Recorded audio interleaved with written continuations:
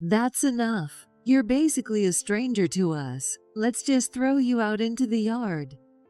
Please wait. I was grabbed by my arm and thrown out into the yard. As the window sash closed sharply in front of me, I felt the blood drain from my face in despair. Why? This isn't right. Could Ken and Jessica, my in-laws, really be serious about making me live out here in the yard? The door was locked from the inside, and I was at a loss. I thought about going back to my parents' house, but it was too far, and I didn't think I had enough money for the fare. As my mind went blank, the door suddenly opened.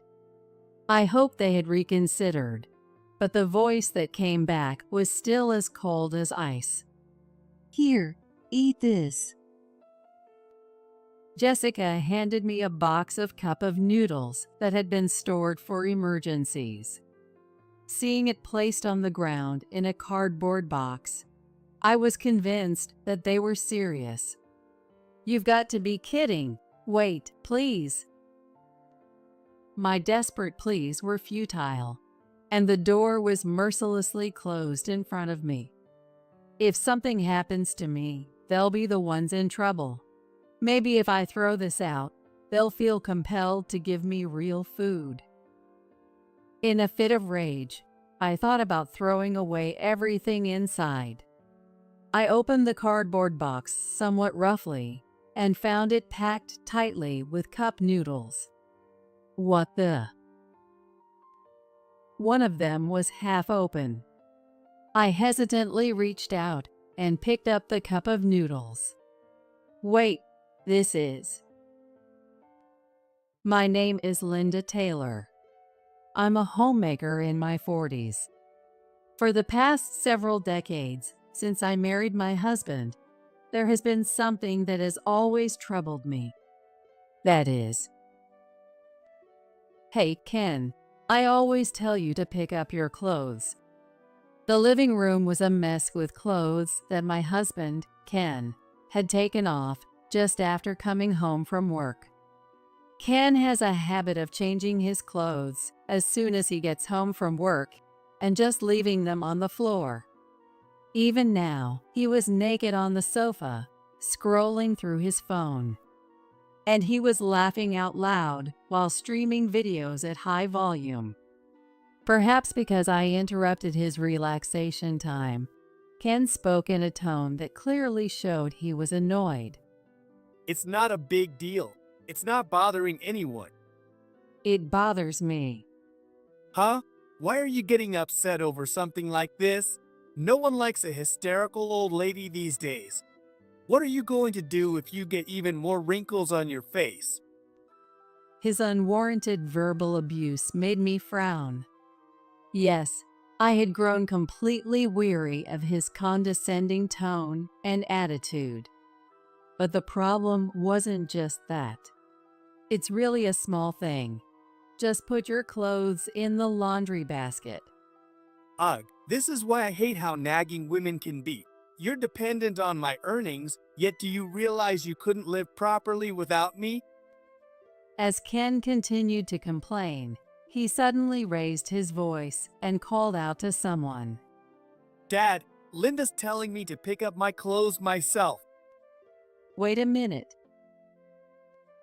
Since it's a detached house, it probably won't bother the neighbors like in an apartment, but the loud voice still echoed.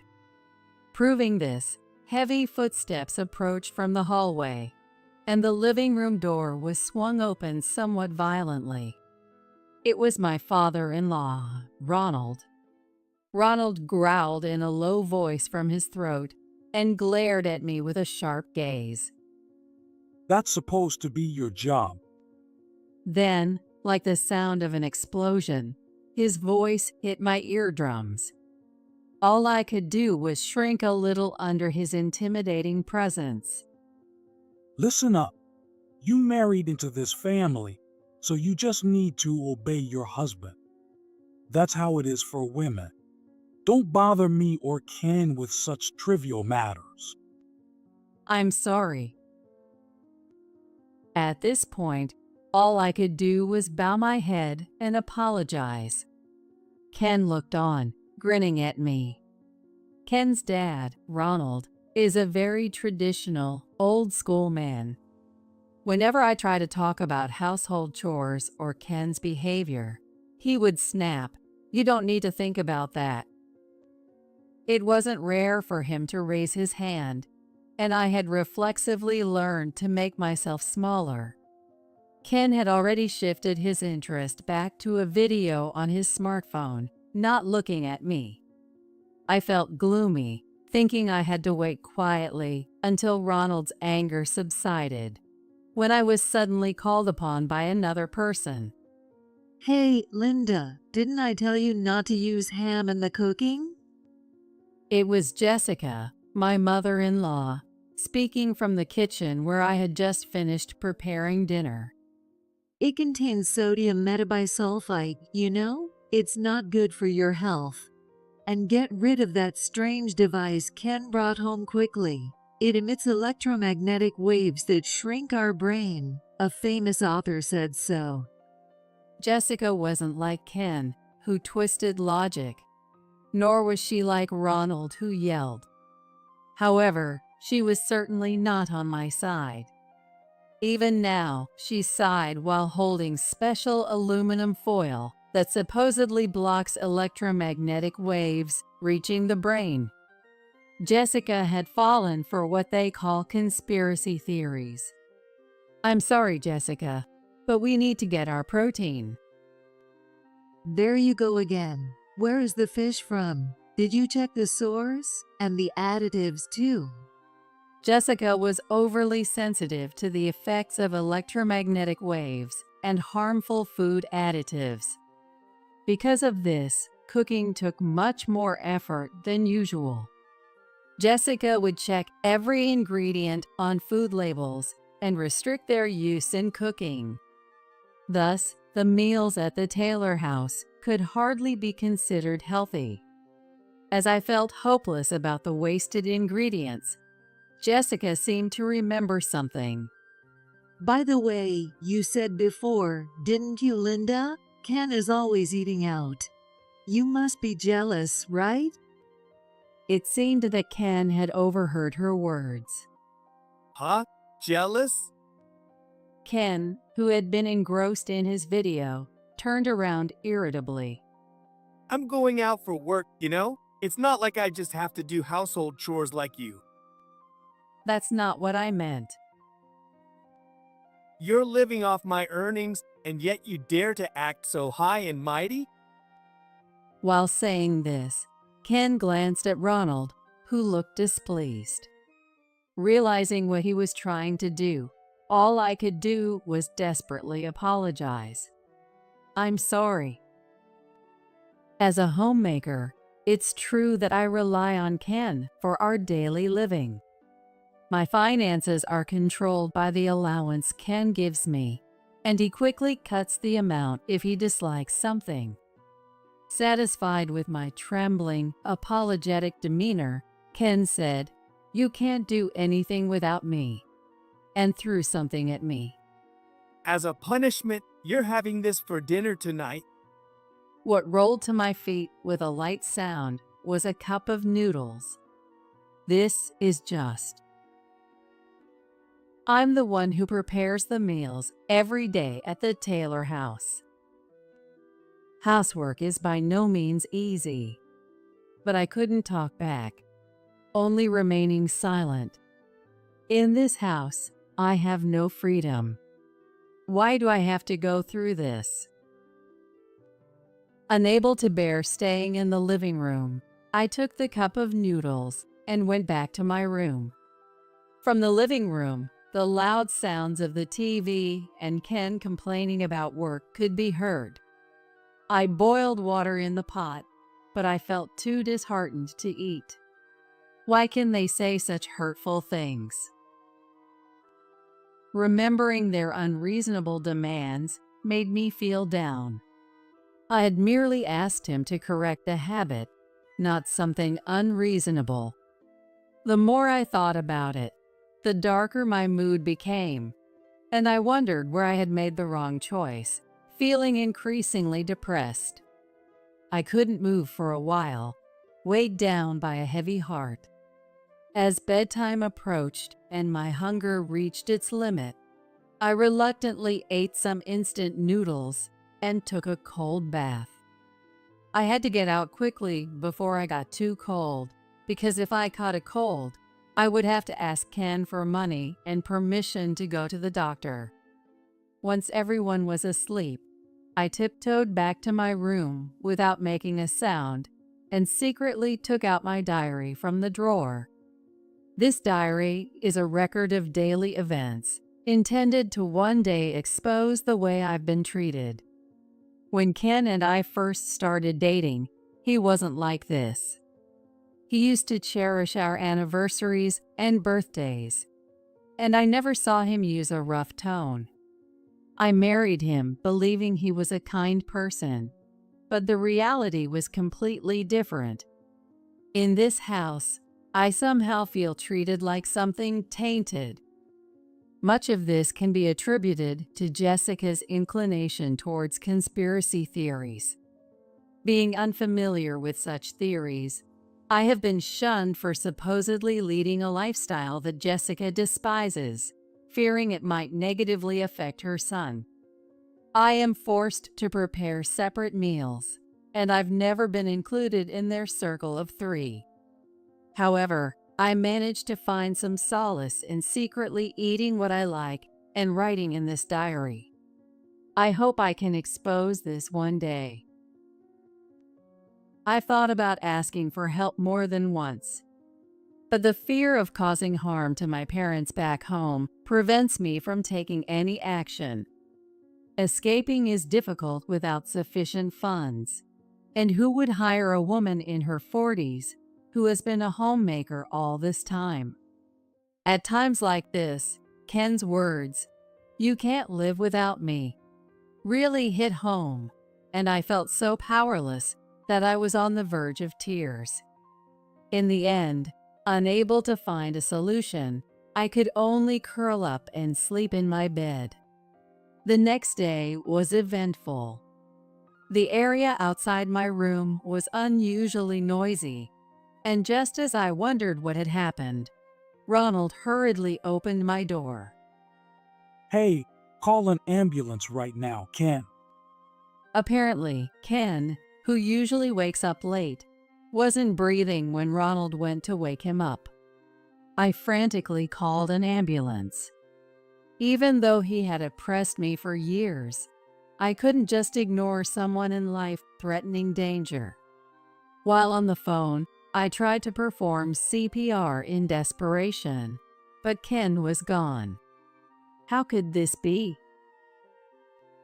He seemed fine just the day before, so why did his health suddenly decline?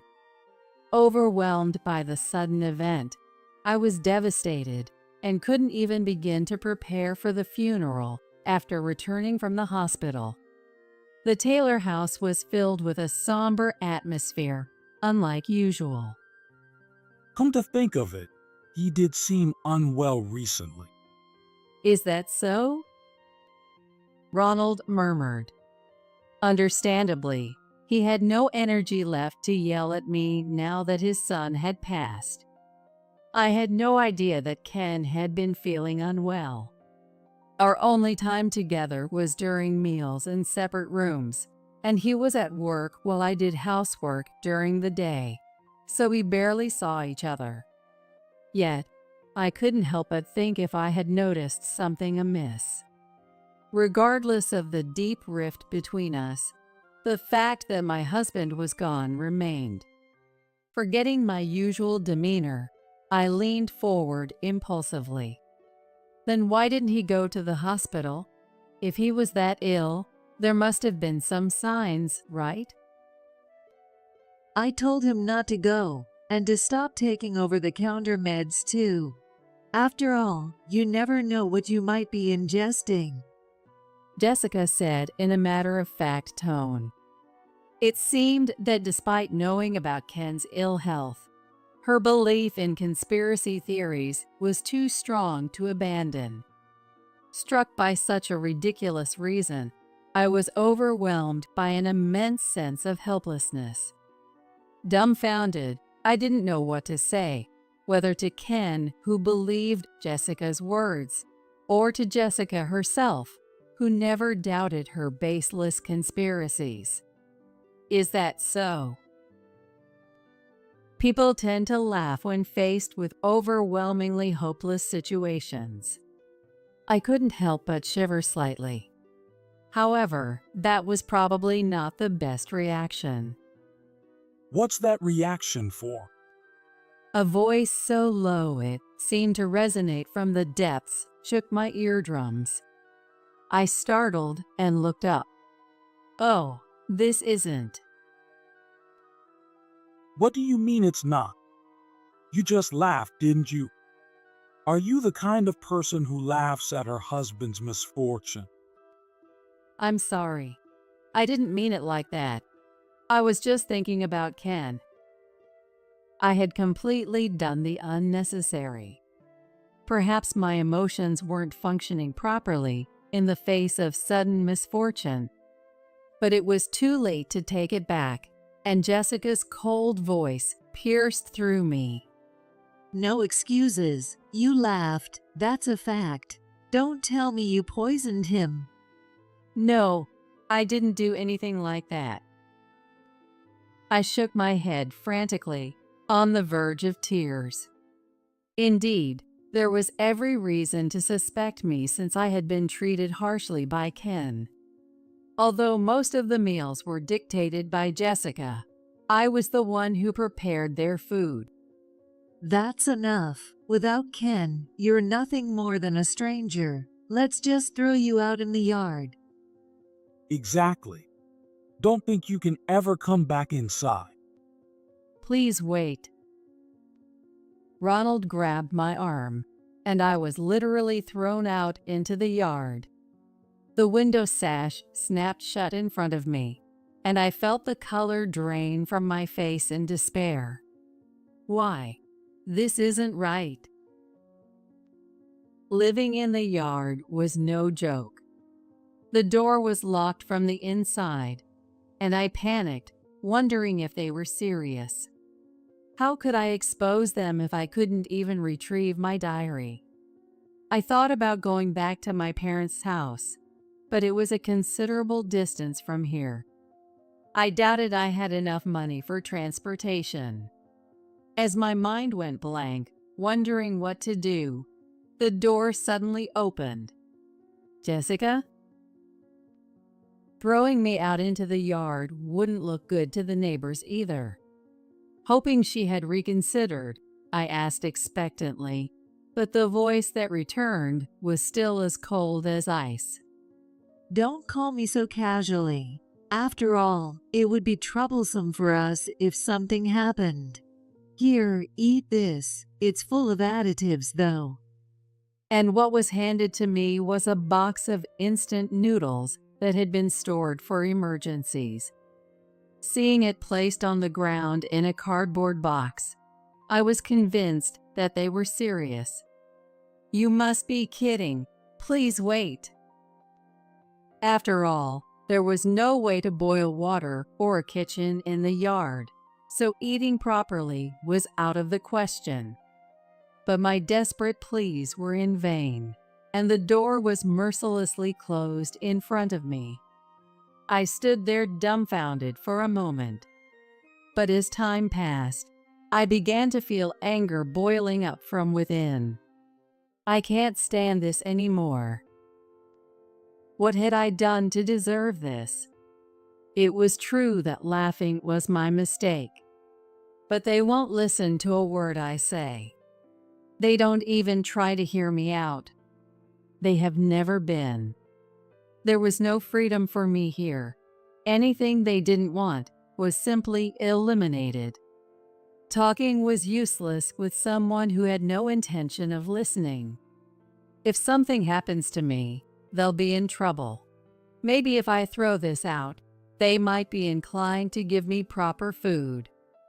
In frustration, I thought about throwing out all the contents of the instant noodles. It seemed wasteful, but continuing to live on instant noodles was out of the question. As I opened the cardboard box somewhat roughly, I found the packed noodles. Wait, this one's open. There was just one, the lid halfway open. I clenched my fist, a bad feeling gripping me. Could this also be one of their ways to harass me? Tentatively, I reached out and picked up the cup of noodles. As I fully opened the half-open lid, instead of the dried noodles and toppings, there was a small black device and a piece of notepaper inside. What is this? I unfolded the notepaper. The letter said, "I'm truly sorry for the long hardship. Unclosed is a voice recorder. Please take this evidence to the police. Also, the envelope contains some money for you. Use it to live freely. This is." The note was on elegant wisteria stationery, with neat handwriting done with a pen. I had seen it only a few times, but it was unmistakably Jessica's handwriting. Inside the envelope were 5 $100 bills, and similarly, envelopes, each containing $500, were stuffed into the small gaps of the cup noodles packed in the cardboard box. Additionally, some contained accusations detailing the domestic behaviors of Ronald and Ken. Before I knew it, I felt as if I had been pushed from behind, and I found myself running to the nearby police station. "Please help me." Breathing heavily and barefoot, the officers immediately responded to my appearance. As they read the accusation and listened to my story, their expressions darkened rapidly. I explained how I had been thrown out into the yard and was unable to enter the house or go back to my parents' home. Considering these factors, they judged it to be an urgent issue. The officer, with a serious look, patted my shoulder reassuringly. "This is terrible. Linda, you've done well. Can you lead us to your house?" Yes.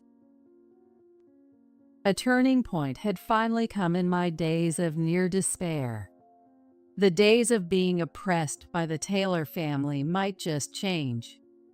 Filled with a faint hope, I returned home when suddenly a furious shout echoed from the entrance. What are you doing? It was Ronald's enraged voice. Then, a sharp sound like something being hit followed, and we hurriedly opened the front door. What happened? There, panting heavily, was Ronald, and Jessica, sitting on the floor clutching her reddened cheek. Ronald, blinded by anger, hadn't even noticed the arrival of the police. It was clear what had happened. "Jessica!" As I ran towards her with a scream-like shout, Jessica finally looked up. And the moment her vacant eyes caught me and the officer, she burst out laughing as if she couldn't hold it back any longer. Ha, ha. "What happened, Jessica?" Laughing at a time like this. Ken's gone, and now talking about divorce. Don't joke around. Amid the strange behavior of both, a crumpled divorce paper lay on the floor. Could it be that Jessica had confronted him with it? She had always been submissive to Ronald, never seeming to defy him. Laughing hysterically, as if she had gone mad, Ronald raised his hand to strike. "Stop." But a quick-moving officer restrained him by locking his arms. Only then did Ronald seem to realize that the police were present. As his complexion turned pale, Jessica started laughing again. Haha. What really happened, Jessica? Her increasingly unusual demeanor left us all frozen, unable to move. I tentatively called out, trying to gauge the situation. Jessica, flushed with excitement and still smiling, blurted out, Finally, it's over for you. What do you mean? Ronald, receiving an empty stare, squeezed out a voice as if shaken. Not giving Ronald a moment to compose himself, Jessica continued. Right now, you can't move, can you? You want to hit me, but you can't, right? Do you know why? Because that officer over there has more power than you. Linda and I have felt the same way you feel now for a long time. What? I've been waiting for this day to come for so long. I was too shocked to form coherent words. The statement Jessica had just made was clearly considerate of me. Jessica suddenly stopped laughing, and her face went blank.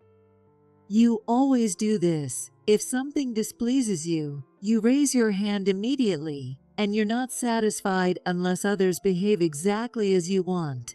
Dialogue is out of the question. You think it's only natural for those weaker than you to follow your commands, and for you to be supported by others. You've been abusive towards me ever since Ken was born. You knew I couldn't escape because I was a homemaker who had become estranged from her parents. That's why I've been planning this day for a long time. Jessica, her voice icy, stared Ronald down as she began to explain her long-standing plan. Initially, the evidence was insufficient, and there was Ken to consider, so I planned to carry it out when Ken was independent and had saved enough money. I never imagined he would marry Linda so quickly and then start doing the same things you did. Ken was more cowardly than you, but also more cunning. I pretended to be a crazy conspiracy theorist, feeding you unhealthy meals on purpose. Hearing this, I realized something.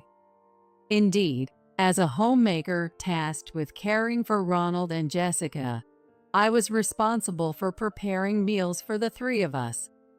I followed Jessica's preferences for avoiding additives and foreign products, resulting in meals that were hardly what one would consider healthy. But Jessica, who disliked me, always said, "I don't want to eat the same food as you," and made me cook different meals for myself. So, I cooked as I pleased and ate what I liked. If what she said was true, was it all an act? And if so, had Jessica intentionally excluded me from her plans all along? It was a long battle, but then Ken turned out exactly as I had planned. Surely his daily overwork and poor diet took their toll. Jessica paused, perhaps thinking of her son, her voice dropping for a moment. However, she quickly began to laugh as if ignited.